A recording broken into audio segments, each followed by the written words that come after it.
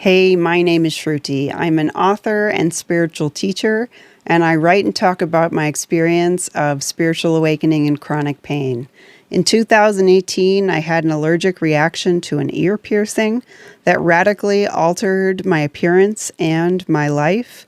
The condition, which is rare, is called erythromelalgia and feels like you have a hot frying pan stuck to your ear and face. I was also on prednisone for 6 years, which radically altered my appearance for the duration of the illness. Most doctors didn't think I would recover, but that is why I'm sharing what I have to share, because it helped me get through it, and it can help you get through your problems too. Hope you enjoy. So something I want to talk about is jealousy and where I believe jealousy comes from. So we know that jealousy is a human feeling. So I think it's just natural for there to be envy when someone is doing well, or a sense of healthy competition perhaps, but the kind of jealousy where you want to completely destroy a person and their life, I don't think that is part of our natural state. So I spend a lot of time talking about this Adam and Eve problem. And the Adam and Eve problem is that the myth of Adam and Eve basically reinforces our fear of pain and death and suffering, but it also allows Adam to blame Eve for all of those problems. So when Eve ate from the tree of knowledge, they got kicked out of Eden. Adam blames her for being responsible for that. And that's when they start to experience death and pain and so on and so forth. And when Adam blames Eve, he objectifies her, which dehumanizes her. He actually has to make her into an object upon which to place that blame, which then causes this cascading effect in society where now that Eve has been objectified and dehumanized, she can be placed in a hierarchy as an object. So a hierarchy is basically a ladder of objects. You need objects in order to have a hierarchy. Whereas if you are looking at someone from a spiritual perspective, from the source of their consciousness rather than the exterior of their body, you can create circular societies based on spirit. We don't live that way right now. We live still in the patriarchy, which is a hierarchy. And this pattern of blame and dehumanization, it started with Eve. It started with how we treat women, but it is also the model of all forms of oppression. So if you want to oppress someone or a group of people, you point the finger of blame at them for something negative, pain, problems, whatever, which objectifies them. And then you can make them lower than you, worse than you, less than you, dehumanizing. So this happens with obviously different races, religious groups, etc. This is where jealousy starts to get supercharged, because inside of ourselves, we do, even if we don't have a conscious understanding of who we truly are as spirit, we can sense that we are pure consciousness on some level. And that part of us knows that we are equal and deserves love and equality. And when we live in a hierarchical world where some people are winners and some people are losers, and we're all like fighting for survival and fighting for resources and fighting for status on this ladder of hierarchy, the unfairness of that breeds supercharged jealousy. Jealousy most often is stereotypically associated with women being jealous of one another for various reasons. And this is because the women have been divided into groups, good women and bad women. And I talk a bit about this in the video about the color black and witches. So the women who are grouped into the bad women category are then experience a very, in some ways, natural, supercharged jealousy towards those women who are in the good women category. And this is a patriarchal, male-decided grouping. So often the good women are beautiful, young, attractive, desirable, subservient, all the things that would serve men's interests, whether or not those interests are ego-driven, which they usually are in this particular society, or from the soul. If your desires are driven from the soul, you're not going to be dehumanizing people. So yes, they're ego-driven. So we have like an ego division of women, and therefore of all of humanity, in our patriarchal worldwide society. The odd part is that no one is actually a winner. So the good women are then blamed for that division in society. They experience more blame and more objectification in some ways than the women grouped into the bad women category.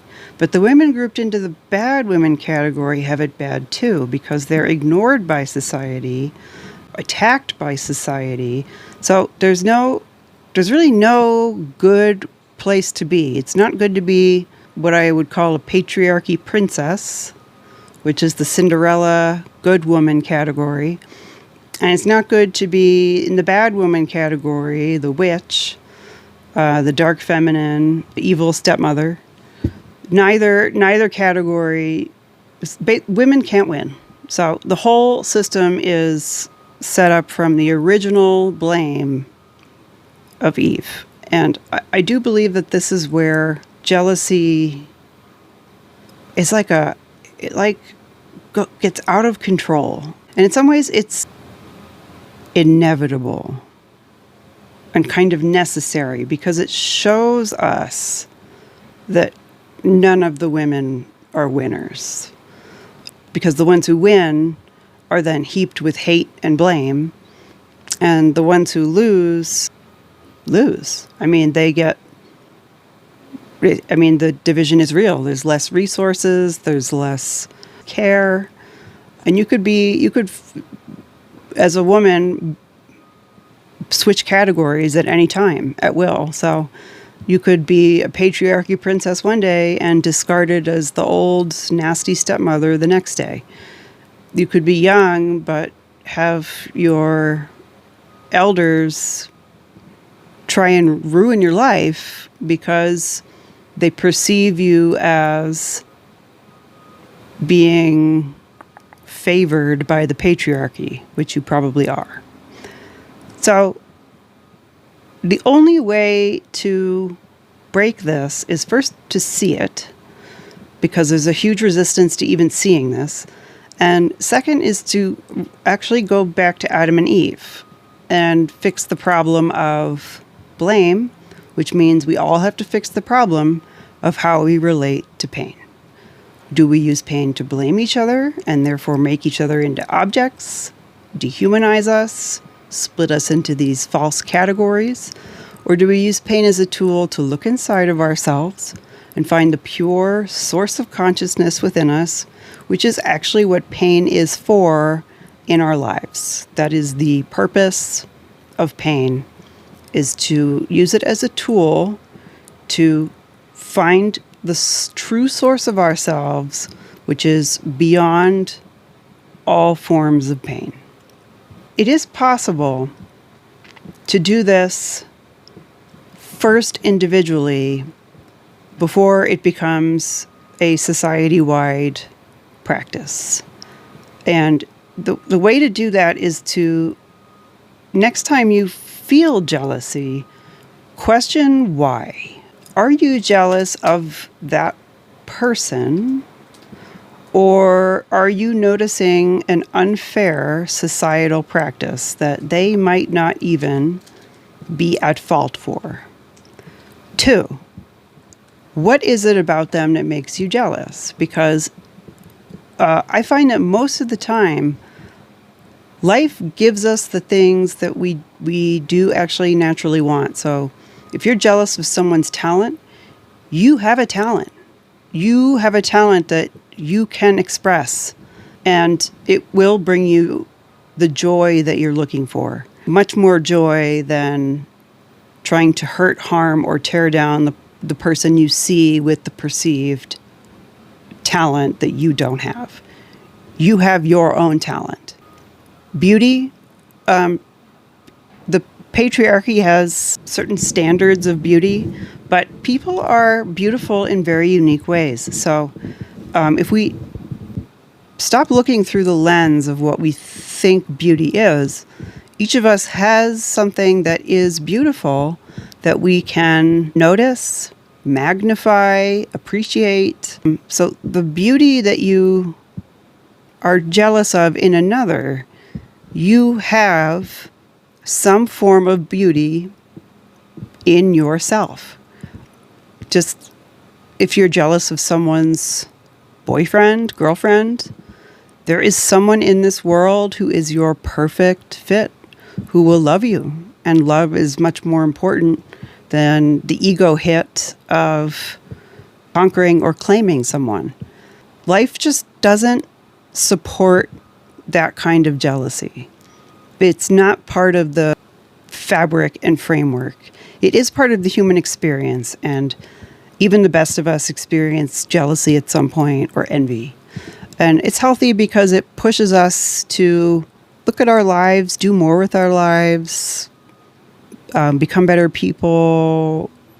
It can help us learn how to do something that we see someone else do that we want to do.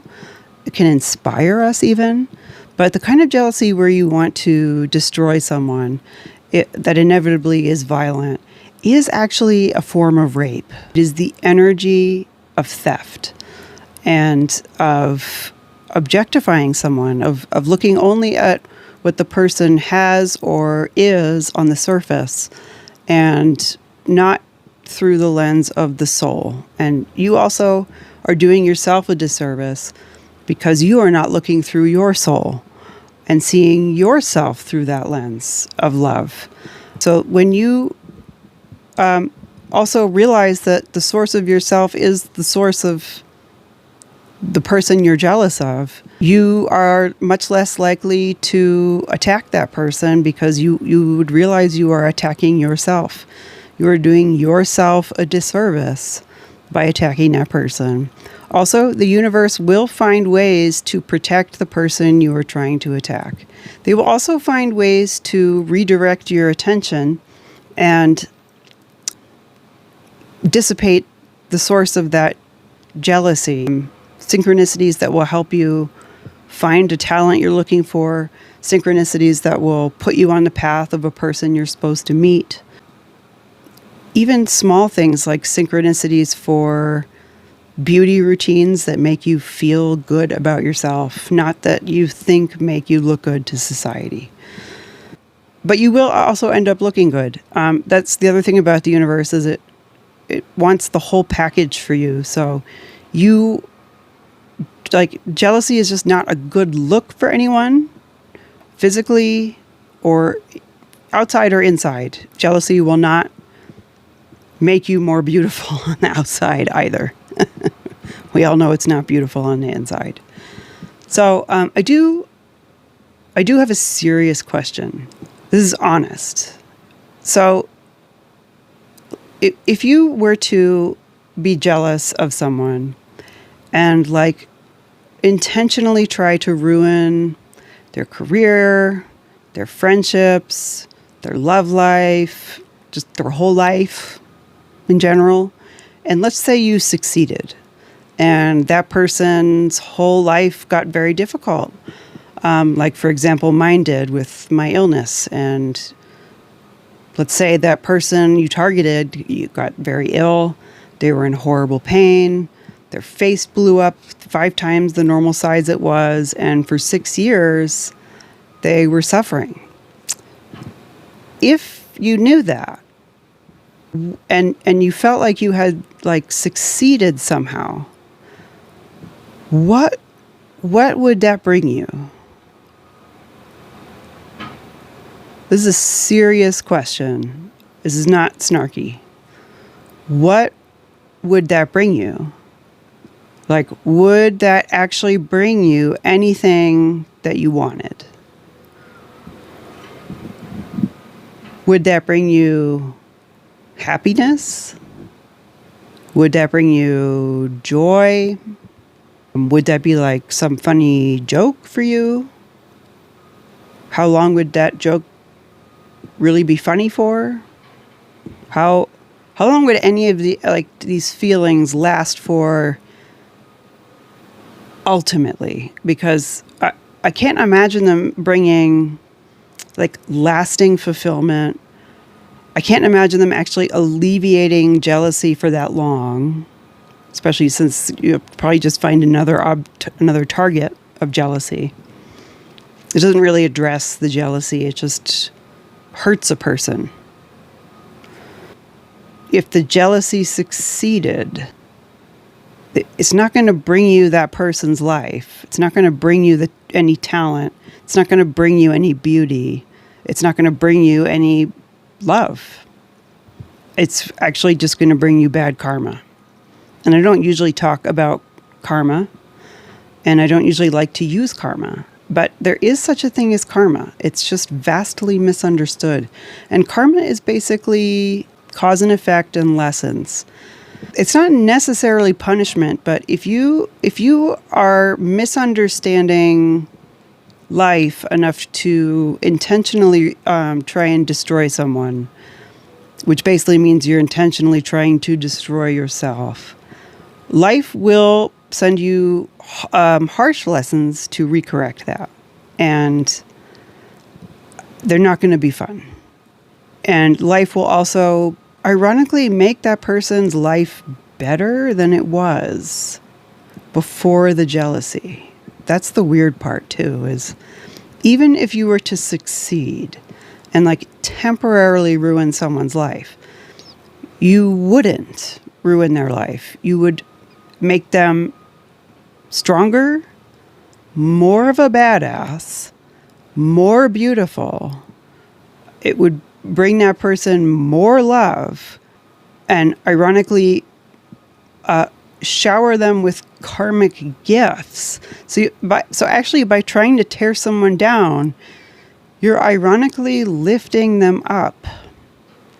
That's the other part that needs to be understood. So I'm asking for people to take a serious look at this. These are serious questions I have.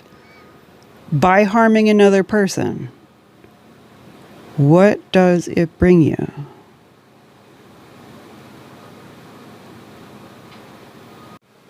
Hey, thanks for watching. If you want to learn more about me, you can check out my website, which is www.meet-shruti.com, linked below.